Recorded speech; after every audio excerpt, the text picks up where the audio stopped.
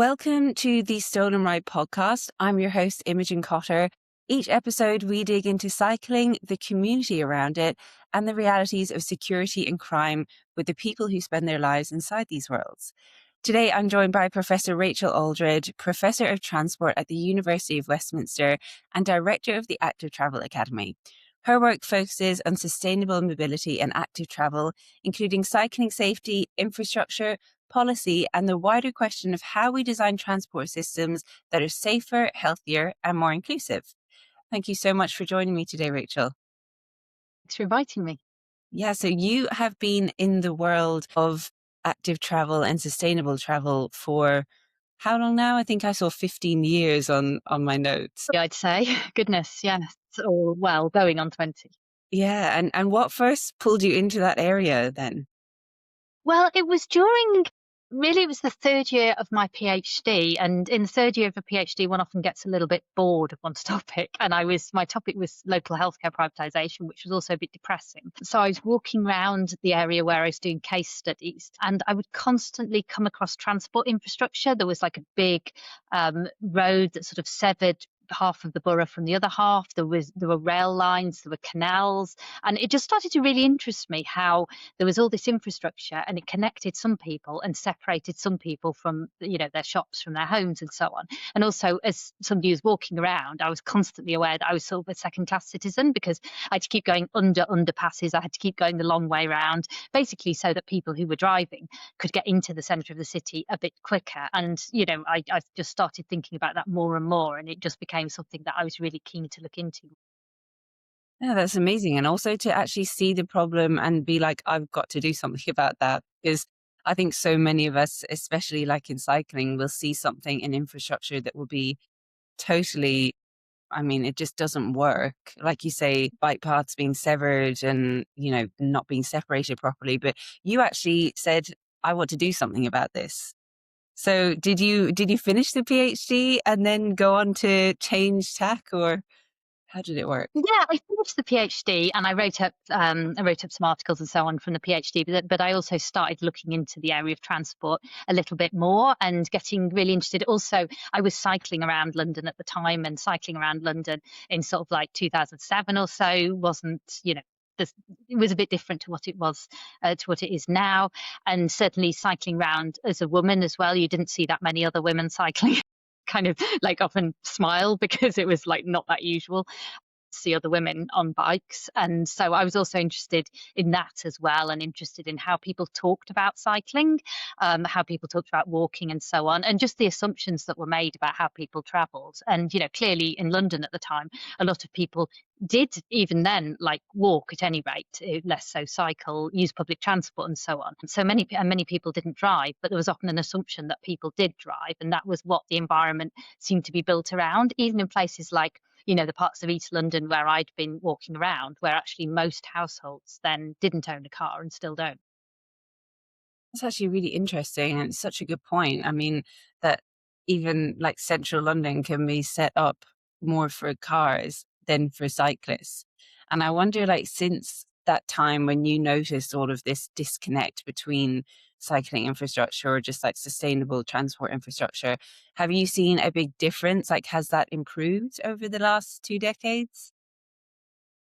There's been some big changes in some places and much less in others. So we've seen, some places have really been transformed, and there are some parts of central London, some parts of inner London that just look so different to what they did 20 years ago.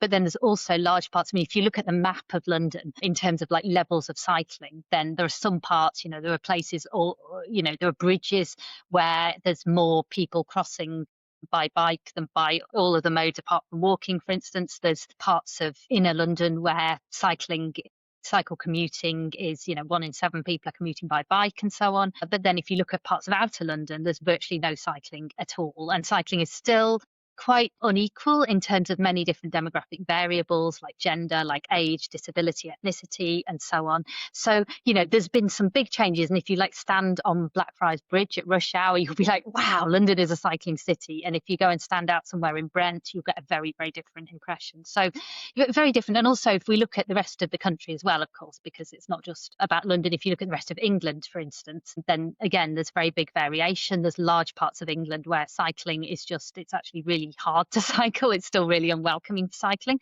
But then there are examples, for instance, I guess Oxford might be an example where you've seen much more changes happening. There's places like Bristol and Brighton, Cambridge, and other places as well. There's been a lot more infrastructure gone in Manchester. So there's definitely examples where there have been big changes, although even in places where there have been big changes, there are still inequalities. There are still parts of those cities or those areas that, it's a lot better than other places. Yeah, okay. And I'm actually curious, why do you think there is a bit of a disconnect between the people who are creating these infrastructure systems versus the people who are using them? Clearly they're not seeing that maybe central London isn't, full of people using cars. Why do you think there's that disconnect?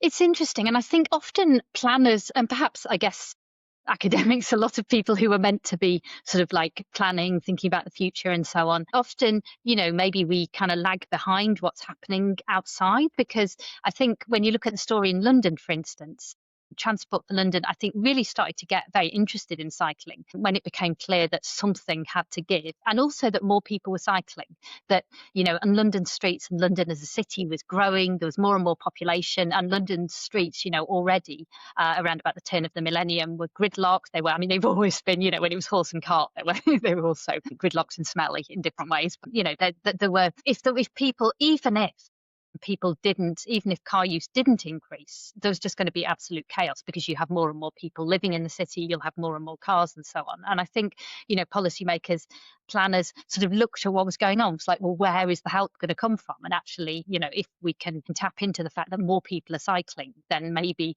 this will help us support a shift away from the car and towards other modes of transport, and obviously and public transport as well. There's been a big, in London, really big part of the story is a shift from the car to public transport, and Yeah. particularly around bus use as well. So I think in London, it was really clear that there was a problem that had to be solved. And London is so high profile as well that it became, it created this condition. Also, having a mayor, having somebody who was responsible. And initially, the mayor, Ken Livingstone, was not responsible for that much, really, but was responsible for transport. So having somebody who was seen as being, this is theirs to deal with. But I think very often, people in policy planning and so on sort of often do what has been done before, because that's seen as easiest and safest, and that's, you're not having to go out on a limb and do something differently, even if the results are not necessarily that great. I think there is an awful lot of institutional inertia. I think also, it's worth remembering that local authorities in this country and many countries have been subject to a lot of austerity. There isn't a lot of money. There isn't a lot of staffing. It's quite hard. That makes it even harder to change course. And so I think it's that. There's also often a more general question as well, about who is doing the planning, and certainly perhaps the demographics, sort of the kind of people who are making the decisions are not necessarily the kind of people who either are cycling or we would like to get cycling. So yeah, I think there's different factors going on. Yeah, that's a really good point. That sometimes people who are making these decisions aren't actually, you know, having to deal with the repercussions or, the consequence of maybe a cycle path that ends with just in the middle of a busy street and there's nowhere for a cyclist to go. So I think that's a really good point. And do you still see, obviously there's still some mistakes or some maybe not the greatest decisions that are made in terms of public transport, but could you pin down for me what you think the biggest mistakes that are made within sustainable transport infrastructure are?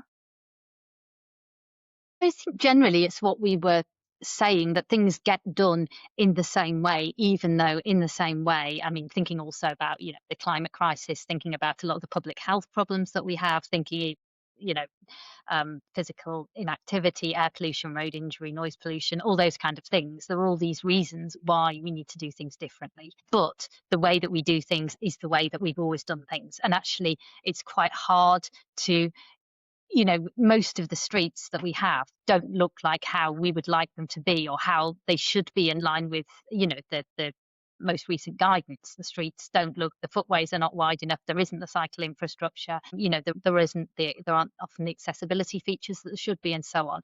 But actually getting things changed once they're in place is really quite hard. And I think there's also, this is not just something that affects the UK, of course. There's the fact that the whenever space is reallocated away from motor traffic, whether it's Copenhagen or Manchester or New York or wherever it is hard, because there is this assumption, there is this car dominance, there is this historical privileging of cars, of motor vehicles in the street environment.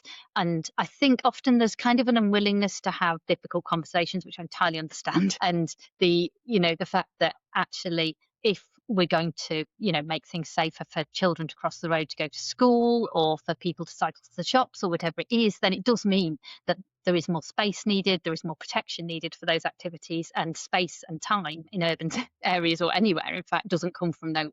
And it does, it does imply potentially things like reducing car parking, reducing motor traffic speeds, reducing access, through routes for motor traffic and things like that. And obviously that does cause potentially some inconvenience. It does mean that people will have to do things a bit differently, and that is difficult. So I think that is, something that those conversations are quite hard, but also quite important, because it's not the question, it's not the case that we don't need to have difficult changes. Sorry, that was two double negatives. Changes are needed, and I think it should be acknowledged that they will be difficult. I mean, none of us find it easy when suddenly something is disrupted. I mean, disruption is hard. Yeah, and of course, and if there's that also a bit of a disconnect between drivers and cyclists, it can feel like two people against each other sometimes. Have you found that in your studies that the cycling infrastructure, or lack thereof sometimes, is a barrier for people getting into cycling? Is that something they'd mention? Yeah, I mean, I think, well, there's two things that, in terms of the evidence, not just from like the studies that I've conducted, but like the wider academic literature, there is evidence that, we do build better active travel infrastructure. We do get more people doing active travel. That, there was a really nice study, I've forgotten the name of the authors now, but it was a study looking at the bike paths that were built during quite quickly, often during the early years of the early months really of the COVID-19 pandemic, in different European countries, and that those went in, cycling increased. I mean, Paris is a really good case in point, but there were other places as well where cycle lanes went in. They were protected. They weren't super shiny because they were done really quickly, but they did, allocating that space and protecting people did get more people cycling. And there's quite a lot of evidence as well around what people say, and in terms of what people would like in order to be able to cycle. And yes, consistently also people tend to say we would like more protected bike infrastructure, we would like safer bike infrastructure if we're going to cycle. And the research, so I was involved in a systematic review of this kind of literature with some colleagues, and we found that people in general tend to say they want protected bike tracks to cycle. That's most people tend to say that, but it was particularly likely in the studies that we reviewed that women would say that. So there was a gender difference. So, men and women both wanted more protected bike lanes, but women's preferences were even stronger. So that, I think, also helps to explain, it's not the only factor, but it helps to explain the gender difference in cycling. Why is that? Why women, you think, would raise that concern sooner than a man? I mean, that's a really interesting question. First of all, I guess it's worth remembering that in a context like the UK, where cycling is, too scary and too dangerous compared to the best international examples, in this context, most people, whatever their gender, are not exactly keen to cycle. So, the current environment we've got is putting off people of all genders. But I think also there's factors like that for women, some women, not all women, of course, women are more likely to be traveling with children than men. They're more likely to have journeys that are more complex and trip chaining. So they're more likely to come into contact with a range of different kinds of traffic environment. They're going to different destinations. Often we've built bike paths where we have built bike paths. We've built them into the city centre to commuting destinations, whereas women's trips are more likely than men's trips to be other kinds of destinations. And so the cycling environment doesn't necessarily suit well. It doesn't suit anyone's trips that well, but it suits women's trips less well. I think it's also the case that, like, culturally, it's somewhat less acceptable for men to admit to being scared to cycle than for women to admit to being scared to cycle. So part of me kind of thinks, well, partly it's just that men are less willing to admit to this. They are maybe scared to cycle, but they're less willing to admit to it. And interestingly, there was some evidence from the Dutch studies that we reviewed, there seemed to be less of a gender difference in terms of those perceptions in the Dutch studies. So maybe where cycling is more mainstream, it's not seen as so much of a male macho thing to do. But that's like my interpretation. Gosh, that's so interesting because, yeah, I do think in the Netherlands, like it's such a part of their culture. In the Netherlands, like everybody cycles, whatever age you are, and yeah, of course, then it's kind of more. I suppose they also maybe aren't dealing with as much fear as we would have. I mean, I lived in London for a few years, and when I think back on cycling there, I can't actually believe that I did it because to me, it is so scary. So, oh, it's really interesting to hear about that gender difference and in how we approach it. And are there any other barriers aside from like the cycling infrastructure that you have encountered for people getting into cycling, even just commuting? What are the other kind of barriers they'd face? Yeah, I mean, obviously the infrastructure is the big one, and the infrastructure is also. I mean, I wouldn't necessarily like separate all these things.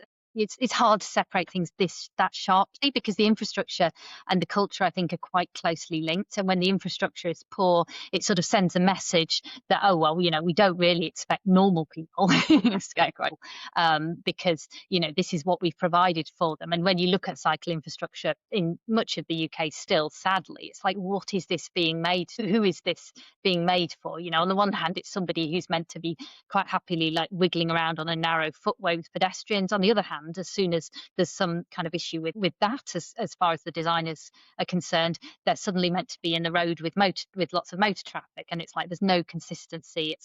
It's not clear who it's for. So it's not, no wonder that people who don't cycle, struggle to, think about cycling or to empathize with cyclists, because that infrastructure is implying that is not creating the conditions that help them to do that. So yeah, I mean, the infrastructure, the culture, the sort of, and the culture also feeds into different kinds of infrastructure as well, and different, not just route-based infrastructure, but also things like, yeah, where you can park your bike, whether it's at home or whether it's at the office, at work or whatever. So yeah, there's a range of different factors where the infrastructure and what's provided there, the culture, the policy, the assumptions, all kind of tied up together, I think.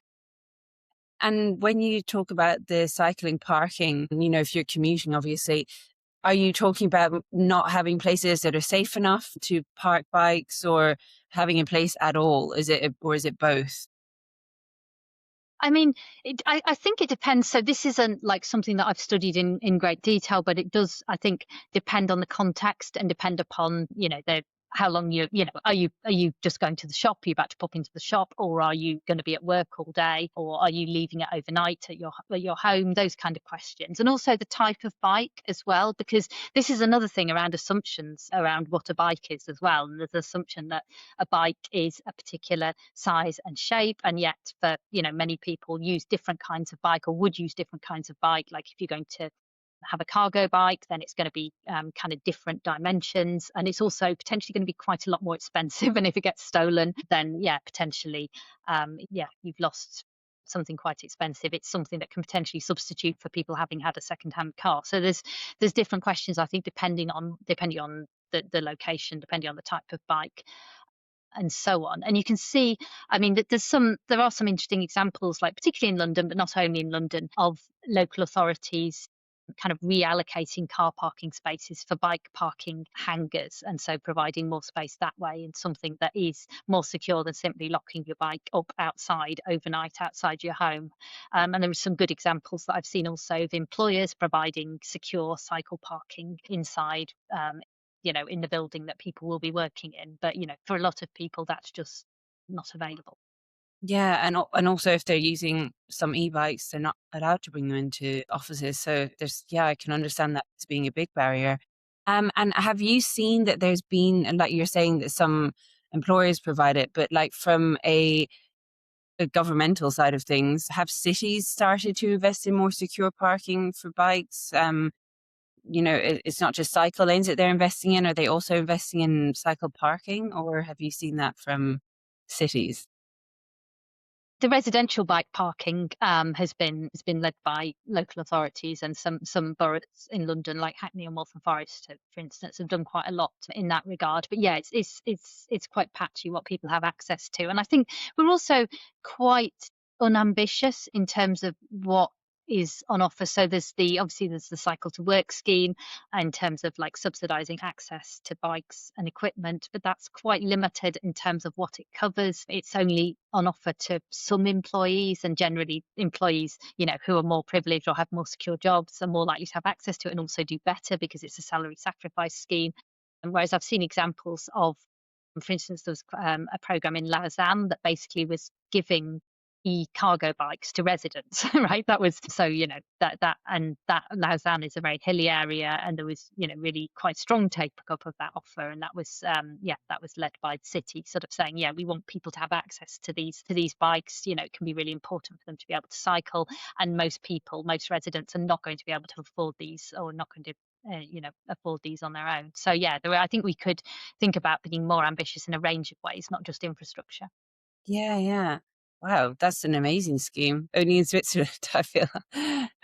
But I'm also curious. Obviously, this is the Stolen Ride podcast, and like a big thing for us is theft. So, have you also seen that lack of safe bike parking feeds into more bike theft, which also then acts as a barrier?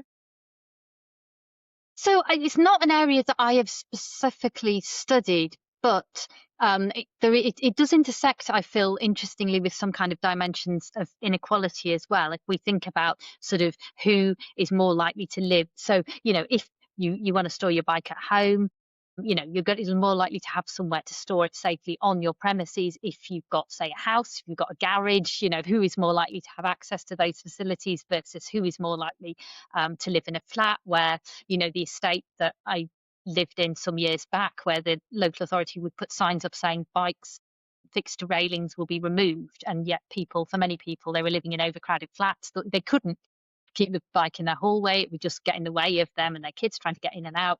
But then if they locked the bike on the railings, then apparently it would be removed and destroyed by the local authorities. I think there are big inequalities in terms of people having access to bike parking. So it's also an equalities issue, that being able to make sure that people can keep a bike safely. Also, who has insurance, who can afford to pay the co-payment on an insurance claim, and so on. So yeah, I think it's not something that I've specifically looked at in terms of a deterrent effect and measuring that, but I do think there's an interesting kind of equalities angle to it. Another area that you've also done research on is low traffic neighborhoods. Is that correct?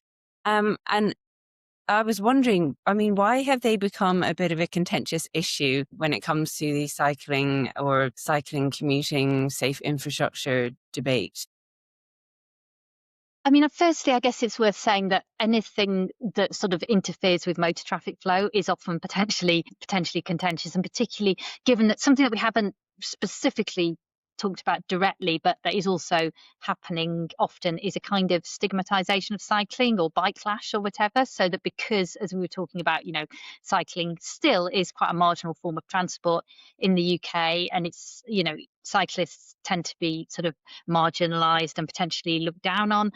So when a transport policy and intervention kind of gets associated with cycling, it still can be a bit double-edged. But as I was saying, also, policies that restrict car access, car use, and so on, car parking, can often be quite contentious, even if they're not associated with active travel interventions. For instance, reduction in car parking, for instance, tram systems, rapid bus transit, bus lanes can also be controversial if it means, as it often does in a city centre or an urban area, taking space away from cars. So I think that's the background, that often we do see controversy about a whole range of different interventions that restrict car use or that aim to increase walking, cycling, or public transport. I think different things also that have come up here is around the fact that low traffic neighbourhoods became quite a political football with the kind of things that were happening in national politics. So that was something that was happening at a particular time.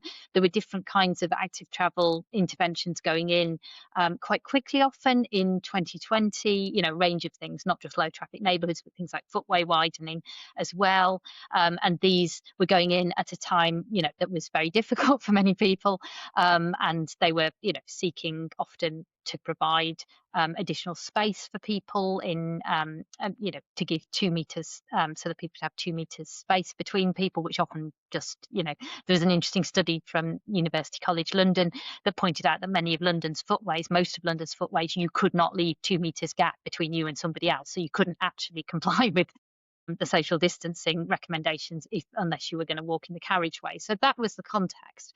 And so, low traffic neighbours, and to a lesser extent some of these other things, became sort of tied up with what was going on nationally in terms of a range of different things also. So I think there's different things going on, but I think there has been particular controversy around LTNs, but it's not completely unprecedented, and we have seen similar things happen around cycle tracks, around speed limits, around buses and so on in the past as well. Yeah, and with the low traffic neighborhood, is there a criteria that it has to reach to be considered an LTN? It's not something I know a lot about, so it's kind of an interesting concept to me. Sure. So the interesting thing for me as a researcher when I started looking at low traffic neighbourhoods is the idea is that it's something that's based around a neighbourhood or a small area. So it's not that you're doing something to just a specific road. It's you're aiming to remove or substantially reduce through traffic from a neighbourhood, from a set of streets. So I thought that was interesting. And the other thing about them is that they're not just like pedestrianisation schemes in central London or city centres or whatever. They're meant to be something to improve local areas where people actually live, which is where a lot of local trips happen. People are just sort of out and about near their homes and so on. So yeah, it's basically trying to get rid of all or most through motor traffic in a set, mostly residential streets. And in terms of, one of the complicated things about local transport, of course, is that things get named all kinds of different ways. So, people, once a term like low traffic neighbourhoods or whatever it is seen as a bit, we don't want to be associated with that, there'll be different terms come into use, and actually pinning down what somebody means by a specific scheme title or category or whatever is sometimes a bit difficult. But that's what I understand by it, that it's a neighbourhood, it's not just a street, and the idea is to have low levels of traffic. Okay, and have you found that they have been successful? Is that a successful kind of concept that has been rolled out across the entirety of the UK? I'm assuming, is it? Mostly it's been London. Mostly they've happened in London, and partly this is because London has tended to have more resources, has tended to have lower levels of car ownership, so making these kind of policies easier, and generally to have local political leadership that's more willing to do these kind of things. So mostly, a lot of them have happened in London. It's kind of slightly difficult to quantify across the whole country because nobody is generally collecting national level figures. So you can look local authority by local authority, but it's quite hard to get a complete picture. But in London, there were over 100 went in recent years. So that's the good thing about that, is that we're able to look at some impacts across that many schemes, because you can imagine if you've just got one scheme, it's maybe like 3 or 4 streets, it's actually quite hard to measure any kind of change because it's relatively, any kind of change is likely to be quite small, it's hard to pick up. But if you look across, say, 100 schemes, you've got a lot more data, so you're a lot more likely to be able to measure a difference. And we found that we found about a third decline in injuries across these London schemes. So, a third reduction in injuries, and that seemed to hold across the most serious injuries or across all injuries. And it seemed to benefit all road users. And it wasn't just displaced to other roads. It was like a real reduction in injuries. So that to me is the strongest evidence, because we've got good data on road injuries from police injury data. So I think they're quite a well evidenced road safety intervention. I think the evidence on other outcomes is less strong because often you're not able to look across as many schemes as that. So I think there's some evidence of increased walking and cycling. There's some evidence of reduced crime.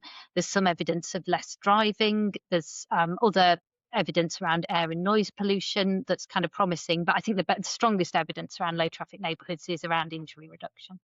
God, that's really incredible. actually that it could decrease by a third, which is a huge reduction. And that's for road traffic collisions between cyclists and car, or, All collisions. I mean, I would qualify that because, yeah, it's a substantial relative reduction, but, obviously a lot of collisions take place on main roads, and low traffic neighbourhoods are not suitable for main roads. So I would say you have to do stuff on main roads too. There are a lot of injuries happen on the main roads too. Yeah, but actually, it's still such a great argument for a low traffic neighborhood. If you can avoid something, if you can avoid somebody getting injured, hurt, it's incredible. And you also mentioned about more people cycling as a result of them. I wonder, is that across all ages, or would a low traffic neighborhood be more, you'd be seeing more kids cycling to school, or is it across all levels?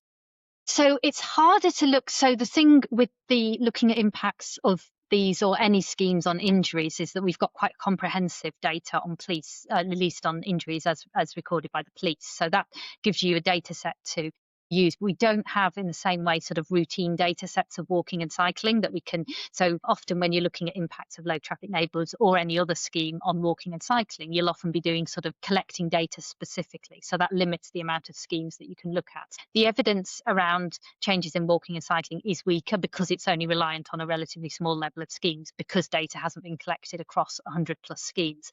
But that said, we have recently done some research looking at a relatively small number of London schemes, and we have found some evidence of an improvement in terms of the proportion of children cycling. And I would say, more research needs to be done because this is only research done on a relatively small number of schemes, but that's hopefully some quite hopeful evidence on that. But yeah, I think more studies would be good too. Yeah. And so that's something that you've studied recently, but where do you envision your study now? Because you're involved in such an, like, I suppose, cycling infrastructure and sustainable transport infrastructure is evolving so much. Where do you imagine that your research is going to go over the next, like, 5 or even 10 years? Sure. Well, I mean, I can be reasonably sure over the next 4 years at any rate, because we're a year into a 5-year research project, which is going to be quite interesting, I think, because we're looking at cycling infrastructure, so good quality cycling infrastructure going in 3 English regions outside of London. So a lot of the research around whether it's cycling infrastructure or low traffic neighbourhoods or whatever is focused on London, partly because London has done so first. Often there's better data in London. So this study is looking at 3 regions outside of London. And we're going to be doing some quite large scale research looking at the numbers, looking at if there is a change in cycling when new infrastructure goes in. But we're also going to be doing in-depth research, talking to people, and particularly people from groups that are underrepresented in cycling, and finding out about their experiences of infrastructure, and finding out, what difference can infrastructure make and what more is needed in order to make cycling, more equal. So that's something that I'm going to be quite occupied on over the next few years. And yeah, really, one of the things that really interests me is this sort of equalities angle, and making sure that, it's not just more cycling, but it's also cycling for everybody who might who might be able to participate in cycling. It's not, because often the groups of people that are underrepresented in cycling in the UK are people who have fewer other options as well. So even if we just look at gender, which has been relatively well researched, but if you think about it, women often have lower access to cars than men. They also have trips, as I sort of alluded to earlier, that are often more, we call it trip chaining, so that they're, potentially going to, not just going from home to work, but home to the shops, shops to school, school to work, kind of trips like that are kind of often quite hard to make by public transport if you're needing to make multiple bus trips, for instance. So actually making a cycling environment that really works well for women, it's really important, because women often have worse access to other forms of transport. There are reasons why they're less able to access cars or public transport than men. So I think that is really important. And I think, yeah, sort of not just mainstreaming planning for active travel, walking, wheeling, cycling and so on, but also ensuring that this isn't just seen as being for one demographic of the population, but potentially this could be for many, many people. Yeah, wow. And what would it look like for you to see real progress then within that area? Like, to see, more infrastructure that was catered towards women who are doing that trip chaining. What would that look like in an ideal world? I'd love to know.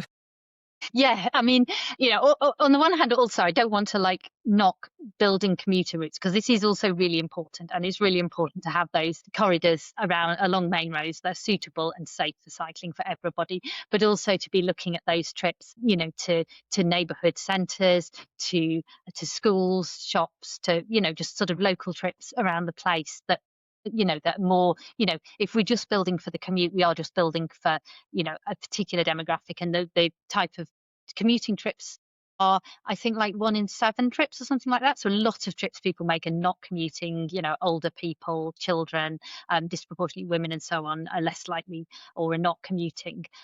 And so it would be much more, and that's why we need neighbourhood schemes, whether it's like low traffic neighbours or other kinds of neighbourhood schemes, but the kind of neighbourhood schemes that mean that local streets really are safe and inclusive for everyone, which obviously goes beyond transport planning as well. And I suppose, yeah, the view from, what ideally, would children as well like our streets to look like. Why are children so systematically excluded from planning? Because if we ask children, they tend to they tend to not want everything to be car dominated, but they don't tend to like get what they would like. So yeah, it would be very much changing around a lot of our priorities and the way that planning is done, I think. And yeah, particularly also thinking about where people would like to go, and not just thinking about a 1A to B journey.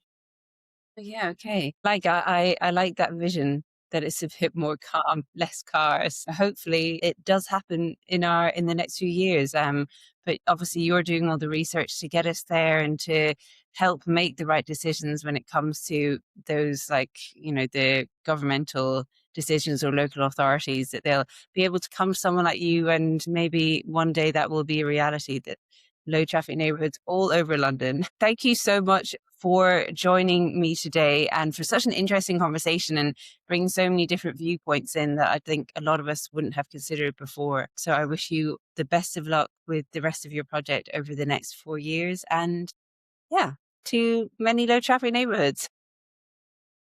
Thanks, Imogen. Bye, Rachel.